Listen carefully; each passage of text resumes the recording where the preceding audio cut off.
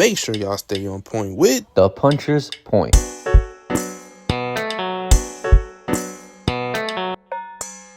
What is good, y'all? Welcome back to The Puncher's Point. Keyshawn Davis is now world champion, and I believe he's done it in the shortest amount of time. I mean, he's done it in only 14 fights. He's became a world champion. I believe that tied the record with Oscar De La Hoya. I think Lomachenko still holds that record according to top rank stats. You know how they be. Forgetting about all the other fighters that are not part of their promotion. But regardless of all that, I believe Lomachenko did it in 12. But overall, I mean, nonetheless, still impressive for Keyshawn Davis. Keyshawn Davis knocks out Dennis Berinchyk in the fourth round to become the new WBO Lightweight Champion. Now, we're going to get right into this. Madison Square Garden on Valentine's Day. The businessman, he handled business in Madison Square Garden on Valentine's Day. I mean, it's a great way to, sum up your first world championship. First, congratulations to Keyshawn Davis on a dominant win over Dennis Berinchyk. And as far as Dennis Berinchyk, hold your head high. I'm sure Dennis Berinchyk, start racking up those wins again sooner rather than later. But there's a lot of things for him to critique on. But regardless, we're not here to talk about all that. We're here to talk about this fight. So with that being said, let's get straight into the strategy. Now, overall, I really did like Keyshawn Davis' strategy. I feel like his strategy in there was going to be the aggressor. And I said it for both guys. Whichever guy was going to be the aggressor, that was the one that was going to take over this fight. And I mean, it was clear from the very beginning that that was going to be Keyshawn Davis. Obviously, the fight started off a little bit slow. According to the punch stats, both guys weren't really accurate offensively. But you could tell that when Keyshawn would land, he would land. And you could tell that it really did affect Berinchyk. When Berinchyk landed, it seemed like he was just trying to land something just to get points. Now, for Keyshawn Davis, I really like how he was able to use his footwork and his movement. Again, I always said he was a very, very patient fighter. And he's gonna pick his shots, and that's what he did. When he found a good shot, he took advantage of it. He was very versatile going to the body and going to the head. I feel like the right straight to the body was definitely a punch that was landing all night. And overall, I feel like Keyshawn Davis in this fight, his strategy was just a big brother Berinchyk, just manhandle him. The entire fight, no matter what was going on, he manhandled Dennis Berinchyk. If Dennis Berinchyk wanted to come in, he would tie him up, pick him up, he would push him on the ground. When they would go into exchanges, Keyshawn Davis would get the best of him. When Dennis Berinchyk tried to circle around him, and there were times where I'm not gonna lie, where he was circling around Keyshawn, and it got Keyshawn a little bit hesitant. But all Keyshawn Davis was doing was waiting for the right moment to attack Berinchyk, to throw that straight, and that straight, whether it was to the body or to the head, was constantly landing the entire night. And it was a matter of time until Keyshawn Davis was going to land that punch. However, he landed a body punch to knock him out. And he also landed a body punch earlier in that third round to knock him down. And overall, Keyshawn Davis, he stayed center like I wanted him to do. He stayed centered. He made sure that he wasn't going to back up. He wasn't going to be on his back foot the entire fight, that he was going to stay centered wherever he was. He was going to stay centered. He was going to lock in, and he was going to take care of business. He was going to keep that fight in the middle of the ring. He wasn't going to go to the ropes. He wasn't going to, get flustered with the constant movement that Dennis Berinchyk was presenting. He was going to stay centered. He was going to stay in the middle of that ring, and he was going to pick his punches. And that's exactly what he did. Now, I would have liked to see a little bit more accuracy from both guys. I feel like I didn't see enough. But overall, I mean, Keyshawn Davis had a great plan. As far as Dennis Berinchyk, him circling around, I feel like he should have kept doing that. I feel like that he just kind of stayed away from it at times. There were times where he would go to the body and he would land some he would land some good punches. Nothing that would hurt Keyshawn, but he would land some good punches to get those types of points. And then he just stopped doing it. He just stopped going to that body. And the truth is, there was one moment in the fight where he came where he was going into the inside with those body shots, and he was basically, and there was one moment where he pressured Keyshawn Davis, and in that one moment, that's what he should have did the entire time, come in through the body, and then basically come up top. And I feel like he wasn't doing that enough, and I feel like that is the reason why he lost his fight. Not enough circling around Keyshawn Davis, and not enough body activity. That's to me, that's just the reason why he lost that fight. So overall, if I had to give it a score, usually when one guy does good and the other guy does bad, I tend to put the strategy score at like a 7, and I believe that's what this deserves. I'm gonna give it a 7 because I believe Keyshawn Davis did what he needed to do. I would have liked to see a lot more head movement from Keyshawn Davis. Again, I feel like he relied a little bit too much on his footwork and the spacing opposed to his head movement. Not saying he didn't have none, but I would have liked to see a little bit more. Um, but overall, yeah, I'm gonna give it a 7. Honestly, I feel like Keyshawn Davis did what he needed to do mostly to win this fight, and I feel like Dennis Berinchyk just kind of he just decided that he wasn't gonna stick to his bread and butter, which was, circling around your opponents and basically just being the aggressor, going to the body. I feel like he just wasn't doing that enough. So I'm gonna give it a 7. As far as the excitement of this fight, I mean, I'm gonna be honest. I wouldn't say this fight was too exciting. I'm not gonna lie to you. The fourth round, the fourth round knockout was pretty exciting. The third round knockdown was pretty exciting. But overall, I can't say that this fight was exciting. It was a very good fight from Keyshawn Davis, a well fought fight. I don't want to take any credit away from him. I don't want to say that Keyshawn Davis is a boring fighter because he's not. But in this fight, it was a boring fight because we saw one guy dominate the entire action. And then on top of that, the other reason why I think it was a boring fight is because in my opinion, there just wasn't enough action. Like, you didn't see Dennis Berinchyk taking the momentum. You didn't see Keyshawn Davis like necessarily um kind of have many moments where he would hurt Dennis Berinchyk besides those two knockdowns. I'm not saying he didn't hurt him at all in this fight, but I can't look at this fight and say it was an exciting fight because both parties didn't engage. It was only one, and that was Keyshawn. So if I had to give it a grade as far as excitement on a scale of 1 to 10, I'm gonna be honest with you. I'm gonna give it like a 6.5. I feel like that is where I would put it because of the knockdown, because of the knockout. I believe that does bump it up because without that, I mean, I'm gonna be honest, I'd probably give it like a 6 max. But overall, to me, I just didn't think it was that entertaining of a fight. I thought it was a little boring, you know. But that's no slight on Keyshawn Davis. It's boring because Keyshawn Davis did what he was supposed to do. Then his Berinchyk, he stepped away from his game plan, and because of that, and because there wasn't no engaging between the both guys, because it was just Keyshawn Davis dominating, that's a main reason why I would put it at 6.5. So now we talk about the stakes that were on the line. I mean, the WBO championship was on the line. Two undefeated fighters were fighting. Keyshawn Davis had his first chance at a world title, and he capitalized on it. I mean, overall, I mean, the stakes were relatively big, but they weren't huge, you know? So as far as stakes, I'm gonna be honest with you. I'm gonna give it a 7.5. And the reason why I'm gonna give it a 7.5 is because I believe when you put the lightweight title on the line, I believe it has to be at a 7. I believe when you're Keyshawn Davis, who for the longest time has been one of the biggest rising prospects in boxing today. And on top of that, a lot of people believe that Keyshawn Davis is the future of boxing. So there were a lot of eyes on him, especially being under that top ranked brand where you can fight under ESPN. And when you're fighting another undefeated opponent and Dennis Berinchyk, a guy who upsetted Emmanuel Navarrete, they were, I mean, it was all questions as to, can Dennis Berinchyk be a challenge for Keyshawn Davis? And I mean, obviously the answer was no. But overall, I feel like when you take two undefeated fighters and you have that WBO Lightweight Championship, I'm gonna give it a 7.5. The reason why I don't put it above a 7.5 is because Berinchyk isn't what you call a star.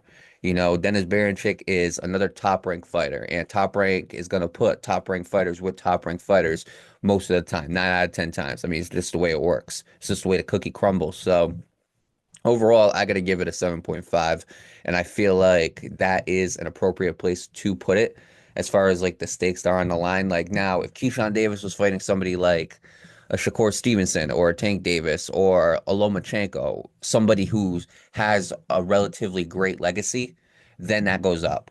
But Dennis Berinchyk, good fighter, not taking nothing away from him.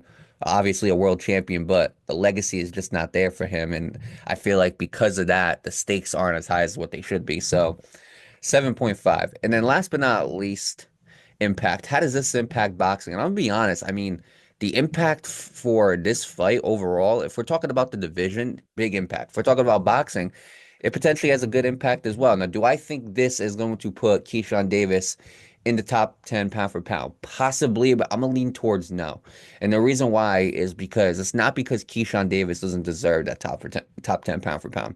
The reason why I believe he's not going to be on that top 10 pound for pound is because when you have guys who are fighting for that spot, guys like Benavidez, guys like Jaron Boots Ennis, guys who, in my opinion, are promoted a lot better, guys who are starting to be considered dangerous threats in their division, starting to become, rising threats to whoever the champions are. That's when I look at it as this guy, he's being promoted well.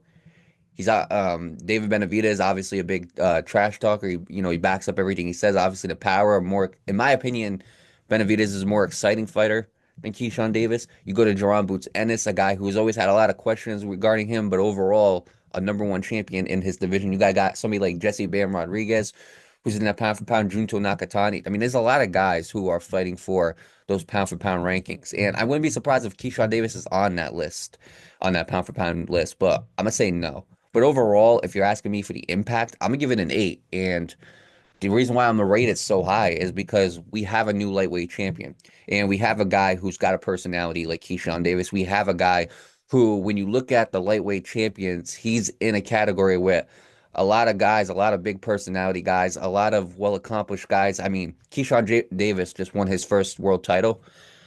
Gervonta Davis, three-time, three-division champion. Shakur Stevenson, another three division champion. Lomachenko, I mean, the guy's a future Hall of Famer. So when you're in a division with those three guys, all of a sudden, a newcomer, a guy who a lot of people like to call a prospect, who's no longer a prospect no more, he is a world champion. He comes into this division. Now, all of a sudden, it starts spicing things up. And the reason why it has such a big impact is because I believe we are going to get him versus Lomachenko. I believe if they agree, they had their little teaser when they did the face-off. I believe we might have Shakur versus Keyshawn Davis. Tank, that's somewhere on the fence because obviously Top Rank really doesn't step out of their shell as much as guys like Matchroom, guys like Queensberry, Golden Boy, all of them. They don't step out of their shell as much. So it's going to be a little tough to kind of make that fight with Gervonta Davis. But overall, when you're looking at the 135-pound division, Keyshawn Davis is there. Obviously, he's got his spot as a champion. And when you have two top-ranked fighters out of the other three champions. And when you have 3 out of 4 of the champions in a division that are top rank, it's only a matter of time before they start unifying the titles. Obviously, Lomachenko, he's going to be coming back this year, so it's all a matter of who they're going to pair him up with, whether that's Shakur or Keyshawn. So I do believe that this impacts the division a lot because now Keyshawn can finally get those legacy fights. And like I said, Dennis Berinchyk, great fighter. But as far as a legacy fight, that's not it. He needs somebody like a Lomachenko. He needs somebody like a Shakur Stevenson. Possibly, if they could do it, he needs somebody like a Tank Davis to kind of start building his legacy a lot more. So when you add all of it up and you do the math, this fight is rated 7.25 out of 10. Now, when we put that with the rankings of the other fights for season 4, 7.25, that is going to land the under Oshaki Foster and Robeson Conceição, and it's going to be above Lauren Price and Bexy Mateus. So overall, I mean, some people might think it was a better fight than Jaron Ennis, Karen Chukwujan. Some people might think it might be a better fight than Valdez and Navarrete. Um, Overall, to me, what really brought it down was I didn't think it was an exciting fight. And the other thing that brought it down for me was I feel like when we're really looking at this fight, I feel like it just doesn't live up to as far as what we're calling like a strategy. When only one fighter is, engaging, it's hard to give it a good strategy. I gave it a 7 because Keyshawn Davis did what he had to do, and I tend to put more weight on the person who won than the person who lost. But to me, what makes a great fight is two guys have a good strategy. Both of their strategies get put to the test, and they make it a very close fight, make it a very exciting fight. So overall, that's what I would consider an exciting fight. And and in my opinion, I just feel like Berinchyk didn't do enough to grade it anywhere higher. So I believe 7.25 is where this fight should land. So now the question rises, well, what happens next with Keyshawn Davis? Who should he fight next? And in my opinion, Lomachenko, it's not a guarantee. He will come back, but it's not a guarantee. Tank Davis is definitely not a guarantee. Um, so for me, I mean, Shakur could potentially happen, but obviously those two are good friends, so who knows what will happen with that. In my opinion, I could see him fighting Navarrete. I could see Navarrete going back up to 135, and I could see him fighting Navarrete somewhere down the line because Navarrete, when he fought Berinchyk, he was hurt. Now the question is, how is Navarrete going to do against somebody with great movement, got a good pure boxer, somebody who's very accurate, somebody like a Keyshawn Davis? But the other question is, Keyshawn Davis fought Berinchyk, 19-0, 9 knockouts. The power really doesn't translate. He's fought guys with power who just don't have boxing ability. How's he going to do with a pressure fighter like Navarrete when Navarrete comes in for the action and he starts really pushing the gas? How's he going to do against somebody like that? And that's the question that's going to have to be answered. And I believe him and Navarrete, because they're under the same banner and Top Rank, and because that's a doable fight to make, I believe that we could see that fight very, very soon. And I wouldn't be surprised if that is the next fight for Keyshawn Davis. Obviously, we would like to see him fight guys like Shakur Stevenson and Lomachenko and Tank Davis, and then 140, if he decides to go up to there, has a plethora of opponents that he can pick. But in my opinion, I do believe the most likely fight that will happen, and it is a good fight overall as far as styles. You got the puncher and the pressure fighter versus the boxer with power. When you put those two together, I think it's going to make a great matchup if they're both on their game. So I do believe that him and Navarrete will be next. And overall, we're just gonna have to wait and see. But overall, congratulations to Keyshawn Davis, winning his first world title in his career. Obviously, he takes pride in doing it for Norfolk, Virginia. So overall, shout out to him. Shout out to that city, for having a world champion. And overall, he did it on Valentine's Day. I mean, there can't be a more loving gift than that WBO Lightweight Championship to start your career. So overall, Keyshawn Davis has got a bright future. Obviously, there was a point in his career where things got a little bit shaky, where the fights weren't that great, but he really picked it up. He really has took it to a whole nother level. And overall, I hope that he can get some of the best fights that he can possibly get. And I'm hoping to see him back in the ring soon. So with that being said, make sure y'all continue to tune into the Puncher's Point, all the episodes, whether that's YouTube or the podcast platforms. I do want to stress that enough. Make sure y'all tune into the social medias, Instagram, X, Facebook, Discord. Discord's a little shaky right now, but we're gonna fix it pretty soon. Reddit, Threads, wherever you can find us, make sure y'all just continue to show support to the Puncher's Point. Make sure y'all continue to tune into the Puncher's Point. And last but not least, make sure y'all stay on point with the Puncher's Point.